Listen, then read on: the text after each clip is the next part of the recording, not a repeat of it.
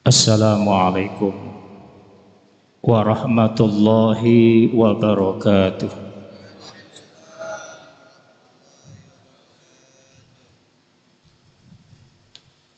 Alhamdulillah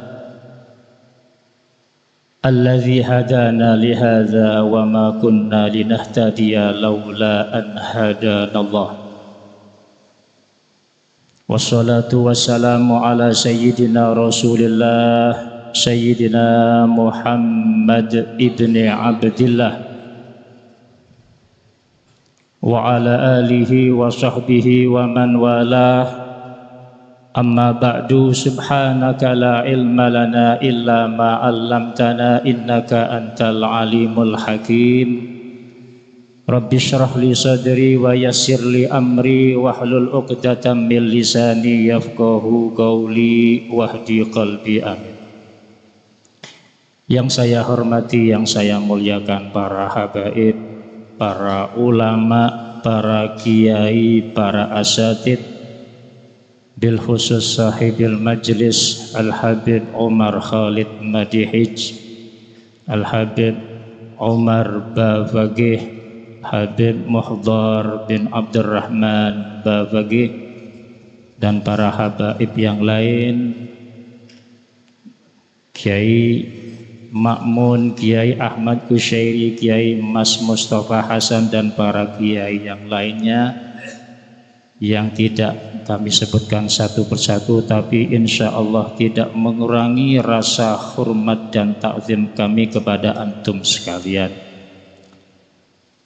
Segenap takmir masjid Nurul Huda dan Bapak Kepala Desa kalau memang hadir, serta jamaah khatmil Quran rahimakumullah. Sebelumnya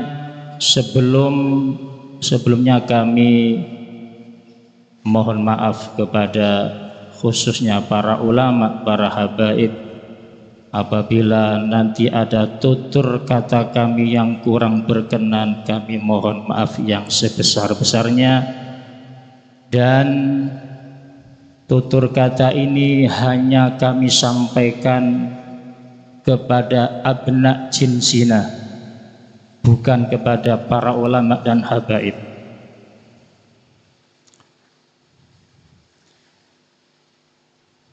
Hadirin rahimakumullah, sebelumnya mari kita niatkan juga iktikaf sebagaimana ulama-ulama salaf kita mengajarkan kepada kita ketika setiap kali masuk ke dalam masjid.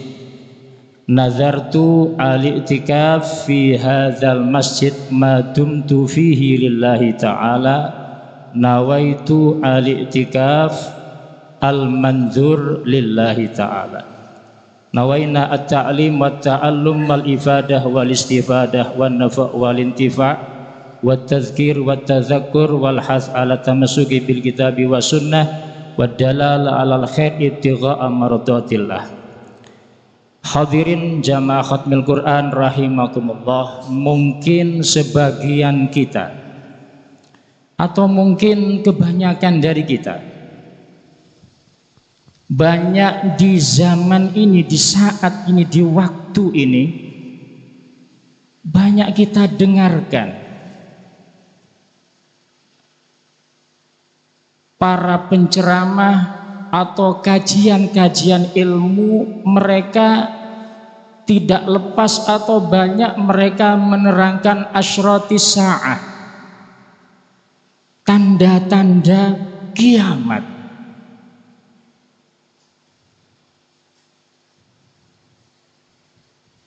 Begitu juga Rabita Alawiyah Jawa Timur kemarin juga di antara kajian ilmu menerangkan al-isya'ah, kalau tidak salah, menerangkan tanda-tanda kiamat. Lalu saya atau mungkin panjenengan berpikir, kita ini apakah memang ada di ujung zaman? Tapi yang jelas Tidak mungkin ada asap tanpa ada api. Tapi saya atau mungkin panjenengan juga semuanya tidak berharap bertemu dengan kehancuran alam semesta ini. Mungkin jenengan kepingin ketemu, kalau saya tidak kuat kayaknya, Pak. Coba kita lihat satu ayat saja dalam Al-Quran, surat Al-Waqi'ah. Idza rujjatil ardu rajja wa bussatil jibalu bassa fakanat haba'an munbatha wa kuntum azwajan salasa. Itu gunung ditabrakkan oleh Allah satu dengan yang lain. Fakanat haba'an munbatha. Di sini karena tidak mengandung arti sesuai asalnya. Ittisaf bi zaman madi tidak. Tapi di sini karena mengandung arti sorok menjadi. Ketika itu gunung ditabrakkan dengan yang lainnya menjadi debu yang berterbangan. Bayangkan, itu gunung yang begitu kokoh ditabrakkan jadi debu. Lah terus kita jadi apa nantinya? Coba kita pikirkan. Kenapa itu? Rujjatil ardu rajja, bumi dihorek oleh malaikat. Mungkin bisa kita bayangkan, Pak. Ini Pak, ini mungkin bisa kita gambarkan. Ini mungkin bumi umpamanya ini bumi, ada gunung, ada lautan yang luas, ada hewan, ada manusia, ada kita semua di sini dikocak oleh malaikat. Itu gunung jadi debu, kita ini jadi apa nantinya? Yang Abdullah, yang Abdul Ghafur, Abdul Ghani, dan para Abdul yang lainnya jadi apa itu? Apalagi yang bukan Abdul, Abdul Mal, Abdul Syaraf, Abdul Hawa, jadi apa itu? Maka kita tidak berharap bertemu dengan hari kiamat. Tapi mau gimana lagi? Sudah menyebar, ada yang menerangkan Imam Mahdi itu ini macam-macam. Kalau gudang kita, Pak, gudang kita punya gudang, ada asap apa namanya ke atas, menggelembung ke atas, bahkan sampai menghitam. Sampai tenang-tenang saja Pak, gimana ini? Enggak apa-apa, enggak ada apa-apa itu, enggak apa-apa, enggak ada apa-apa itu. Ini enggak punya akal ini namanya, Pak. Itu namanya kebakaran. Segera panggil damkar, segera padamkan api. Demikian pula kita hadirin, ini diingatkan sudah oleh Allah.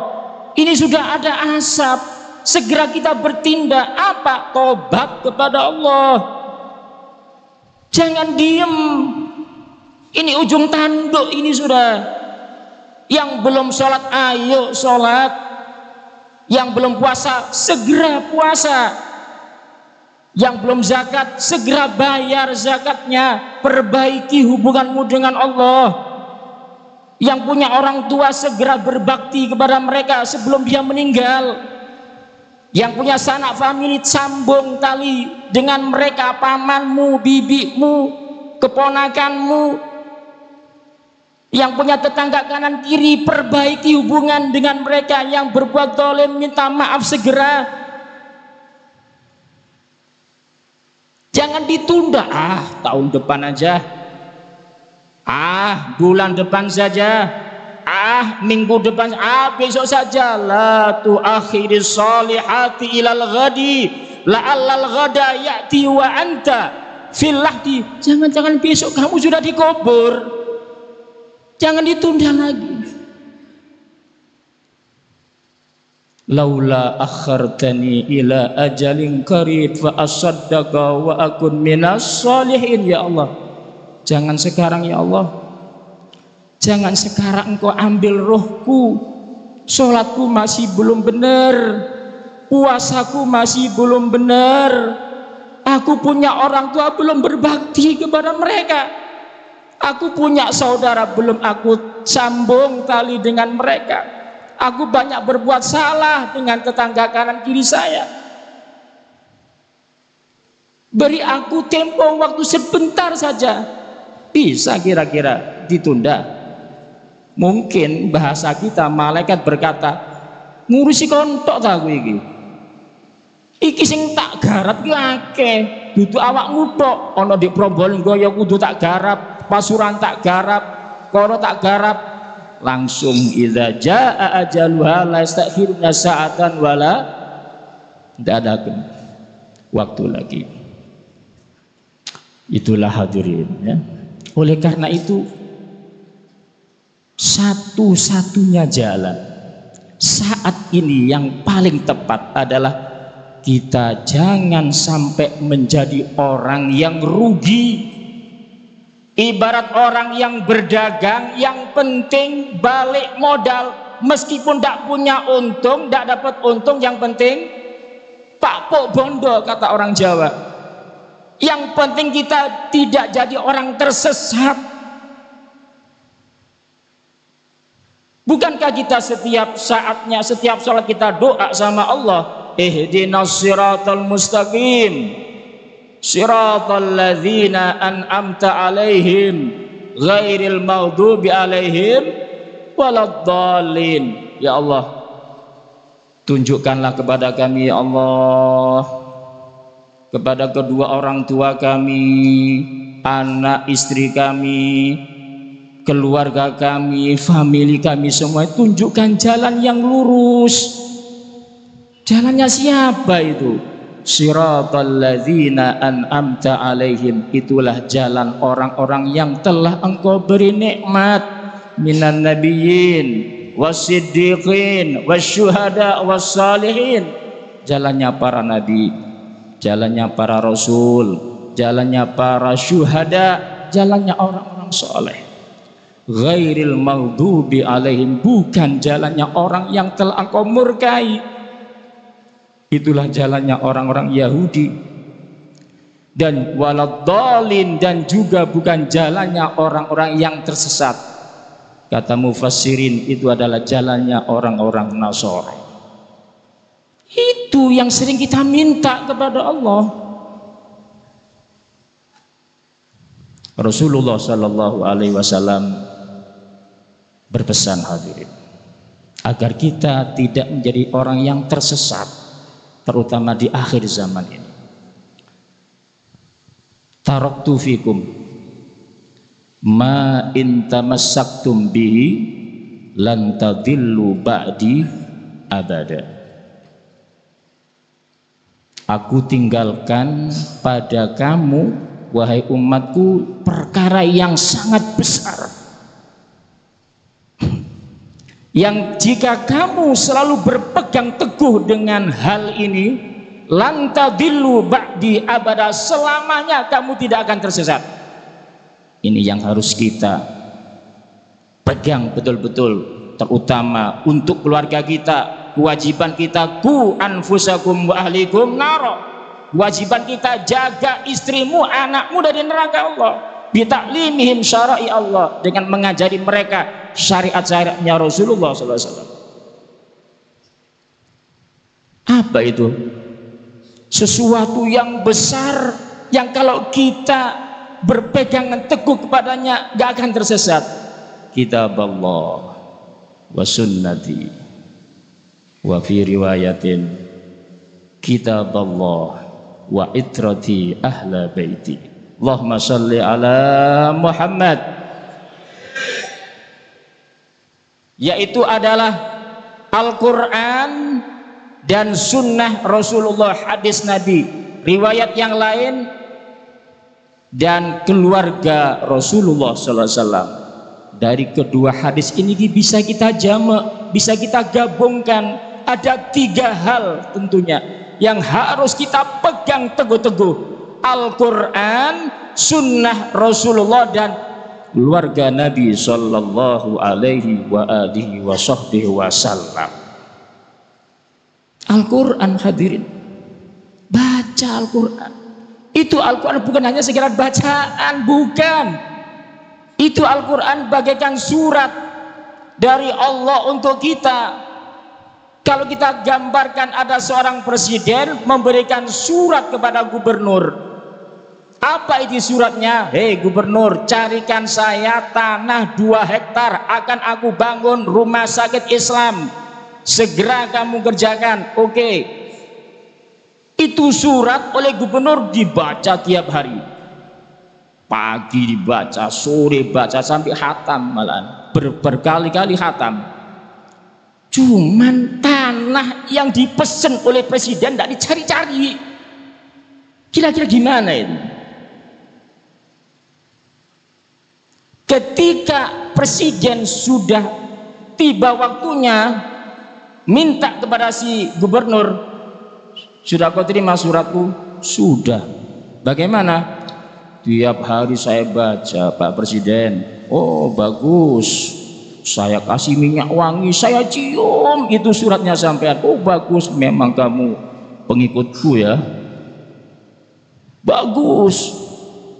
Terus lalu bagaimana? Ya begitu. Lah terus tanahnya yang saya perintahkan sudah kamu cari? Ya itu belum. Kira-kira ya Bapak, dipecat itu gubernurnya itu, diganti itu. Iya Pak enggak? Itulah Al-Quran. Ini Al-Quran jangan hanya sekedar dibaca, pahami isinya. Kalau nggak tahu, ini ada ulama banyak, ada habaib banyak. Tanya, fas'alu ahla dzikri in kuntum la ta'lamun. Tanya isi Al-Quran kepada mereka ulama. Dan ulamanya jangan ulama-ulamaan, ulama yang beneran. Al-ilmu khasyah, innama yakhsyallaha min ibadihil ulama. Ilmu itu adalah menuntun sebenarnya seseorang untuk takut kepada Allah. Itu yang kita pegang. Kiai yang seperti itu yang kita anut. Majelisnya kok membuat saya lebih tenang hidupnya ya, ikuti terus. Majelisnya bikin saya kok tambah bertengkar sama tetangga kanan kiri. Sudah, jangan itu lagi, cari yang lain. Ya harus begitu. Jadi harus dicari betul. Sebagaimana dulu itu seorang guru kepingin ada santri masuk diuji terlebih dahulu, demikian pula seorang santri zaman dahulu itu juga kalau ingin cari guru dites dulu gurunya, ini guru bener apa enggak. Karena itu diriwayatkan ada seseorang di zaman itu banyak majelis taklim, ada satu hadir di majelis taklim, dia berdiri, si gurunya nerangkan kepada santri-santrinya. Ini dia berdiri terus. Maka si ustadz ini mengatakan, jelas, kamu duduk. Ini si santri yang ngetes karpe gitu, tidak mau duduk, dia. Duduk, jelas, duduk, tidak mau duduk. Suwe-suwe rodok naik darah ini ustadznya. Lungguo, nggak ngerti jelas lah lungguo. Tambah hawas. Kata santrinya ini apa? Ya Ustadz, saya kayaknya nggak cocok sama sampean. Saya nggak cocok sama Anda. Tambah marah ini Ustadz. Kalau kamu nggak cocok sama saya 1000 kali nggak cocok sama sampean. Pergi sana. Oh. Tidak tepat dari ustadz nih, kata si dia, pindah lagi. Berkali-kali dia tes. Ada satu majelis di situ dia hadir, kemudian dia berdiri. Kata si ustadznya, jelas. Dia diam. Jelas, duduk. Diam. Terakhir, kenapa tidak mau duduk? Saya tidak cocok sama sampean. Ada apa?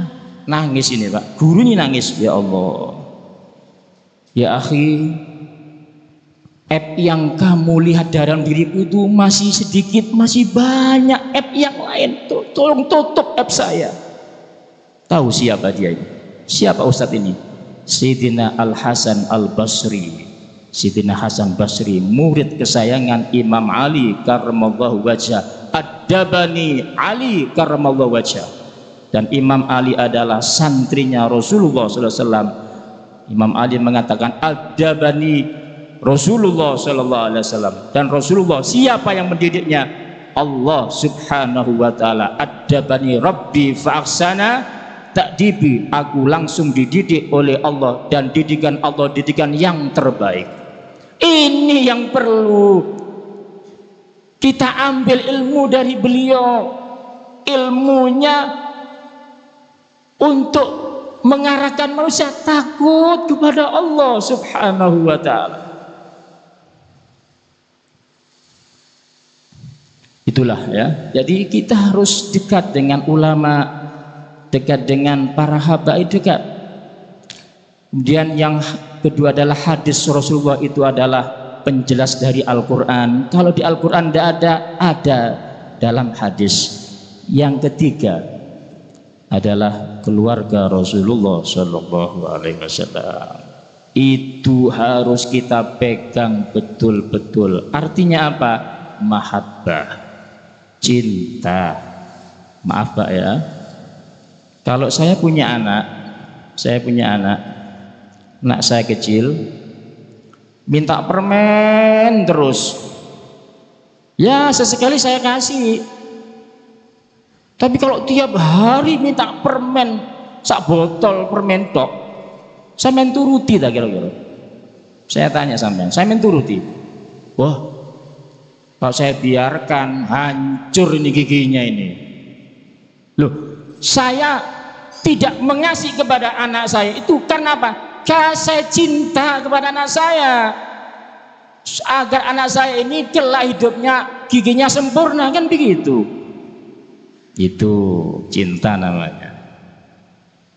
Yang jelas, yang penting di hati kula kali panjenengan sedaya jangan sampai ada rasa bughd, benci kepada ahli baiti Rasulullah sallallahu alaihi wasallam. Jangan sampai ada. Tanamkan, siram ini cinta kepada keluarga baginda Rasulullah SAW. Itu karena perintah Al-Quran, qul la as'alukum alaihi min ajrin illal mawaddata fil qurba. Jelas itu.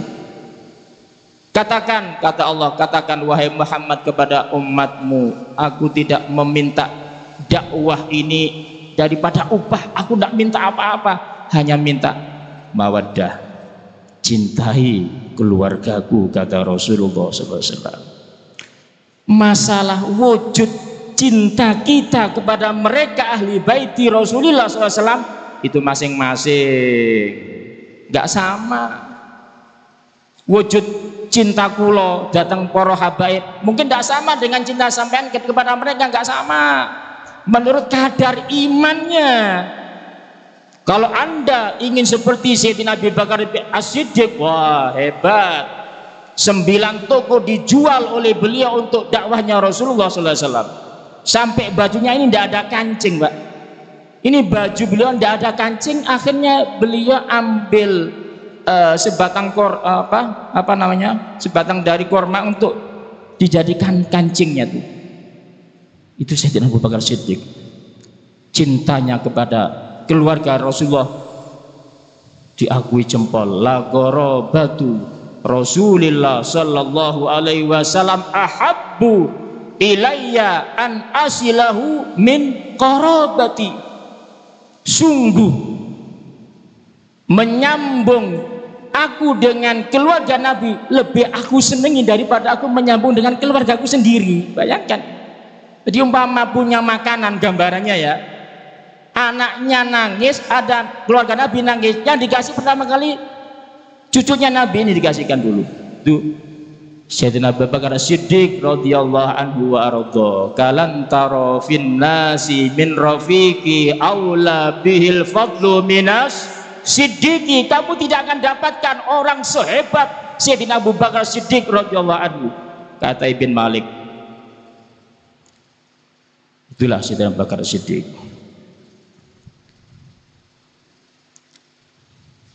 Di Hadramut itu Pak, ada namanya Syekh Abdullah bin Ahmad Basaudan. Yang Hadrah Basaudan sering kita baca setiap hari Selasa. Itu di Hadramut itu ada 7 ulama besar yang semuanya namanya Abdullah. Maka jumlahnya 7 orang. Maka di masyhur Abadilah Sab'ah ada 7 ulama namanya Abdullah, ulama besar. Di antaranya Abdullah bin Ahmad Basaudan. Itu masyhur, luar biasa cintanya kepada keluarga baginda Rasulullah SAW. Saya ingin ceritakan agar kita ambil berkah beliau. Yang baik sampean ambil, yang kurang baik ya dibuang. Ini Syekh Abdullah bin Ahmad Basaudan itu terkenal sangat cinta dengan keluarga Rasulullah SAW. Itu saking cintanya beliau kepada mereka, itu pesan kepada santri-santrinya, santriku, kalau ada tamu ya diladeni, ya, kalau punya kendaraan parkir yang benar kendaraannya, jaga kendaraannya, sandalnya dijaga persis seperti malam hari ini, ya. Layani, kalau mereka perlu makan ladeni kabeh ya, kata beliau kepada santrinya, kecuali kalau yang datang adalah cucunya Rasulullah SAW, kamu tidak usah campur, biar aku sendiri, Abdullah bin Ahmad Basaudan yang meladeni mereka. Begitu. Satu saat ini Syekh Abdullah bin Ahmad Basaudan ini pergi haji Pak, ke Mekah. Dan di Mekah itu ada seorang aulia yang masyhur mukasyif. Mukasyif, tahu yang orang lain tidak tahu. Itu wali ini kalau ada cucunya Nabi itu mencium aroma wangi dari tubuh si cucunya Rasulullah ini, mencium darahnya Rasulullah SAW. Satu saat ini Syekh Abdullah bin Ahmad bin Basaudan ini haji, berziarah kepada si wali ini. Ini aulia ini seperti aroma Rasulullah, apa bukan? Duduk lagi, berdiri lagi, dilihat siapa yang datang ya, seperti aroma Rasulullah ini. Akhirnya mas pak sampean sini Pak, sini. Sampean siapa namanya? Fulan. Saya kok mencium aroma Rasulullah SAW dalam tubuh Anda. Apakah Anda min ahli baiti Nabi SAW? Tidak, bukan. Saya hanya khodam, pelayan, pecinta ahli baiti Rasulullah sallallahu alaihi wasallam. Begitu hadirin. Kalau ingin dekat dengan Nabi, jalan ini bisa kita kerjakan, cintai mereka, keluarga Nabi sallallahu alaihi wasallam. Itu subhanallah Syekh Abdullah bin Ahmad Basaudan ini Pak diuji oleh Allah. Jadi cintanya itu diuji oleh Allah. Ya ini perlu kita pelajaran. Kalau kita betul-betul ibadah kepada Allah, satu saat kita diuji, bener enggak kamu ibadah ini sama aku ini? Ikhlas enggak? Tak uji dulu. Lulus, bener kamu ujiannya, ibadahnya. Diuji apa? Didatangi Sayyid, maaf ya, enggak ada ilmunya. Sayyid, enggak ada yang dari Badui, tidak pernah taklim ini, bertamu malam-malam, bayang jam 2 malam misalnya. Lewang ahli ilmu kan tidak mungkin Pak, ini mesti turu iki kiai iki sendae enak ganggu ya. Iya lepas turu ijenan, Tapi karena ini nggak punya ilmu memang, bertamu malam-malam dibukakan oleh Syekh ini. Dikasih makan, dikasih ini itu. Sampai selesai makan, maaf ya, ini Syekh ini bertanya, Dep, Antum capek kayaknya Beb ya, dikasih bahan capek, saya pijiti Beb ya, saya pijit ya. Kalau kecil kan Y namanya Pak ya, kalau sudah dewasa punya ilim itu biasanya dipanggil Habib. Tak pijiti Beb ya. Oh jangan, enggak usah saya. Aneh enggak capek aneh ini, enggak kesel lawang aku numpak jangan ya. Lawang saya naik kuda. Yang capek itu kuda saya. Kalau sampean mau mijeti yang pantas ya mijeti kuda saya. Ya apa ya Mbak? Mijeti kuda saya jadi. Loh, karena itu perintah beliau ya. Dipijeti loh Pak, pijit. Jadi kakinya kuda dipijiti. Saking mahabbahnya luar biasa ini. Tapi apa hasilnya? Coba kita hasilnya. Di malam harinya beliau bermimpi berjumpa Rasulullah Shallallahu Alaihi Wasallam. Kata Nabi, aku bangga kepada kamu, kamu cinta kepada anak cucuku. Ketahuilah kamu diangkat derajatnya oleh Allah Subhanahu Wa Taala. Masya Allah, mudah-mudahan yang sedikit ini mudah-mudahan barokah ya. Mudah-mudahan kita semuanya barokahnya khutmil Quran dapat dikumpulkan bersama para ulama, bersama cucu-cucunya Rasulullah Sallallahu Alaihi Wasallam, ahlu baitil Mustafa tuhri. Ya Rasulullah salamun alaik ya rafi'asya ni wa daraji ya Rasulullah.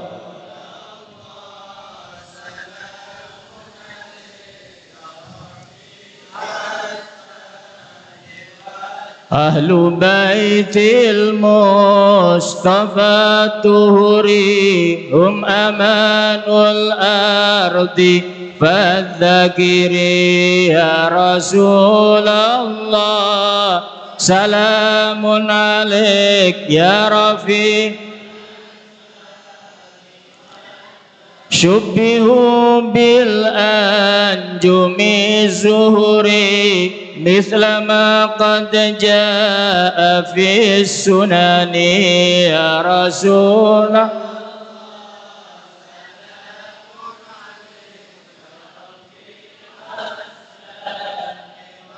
wa safinul lin najati idza khifta min tufani kulli adha ya Rasul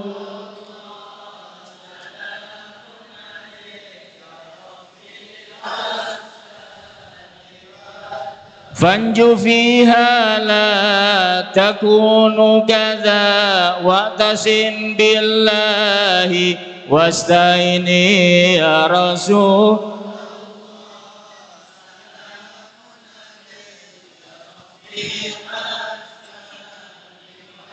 Rabbi fanfa'na bibarakatihim wahdinal husna bihurmatihim ya Rasul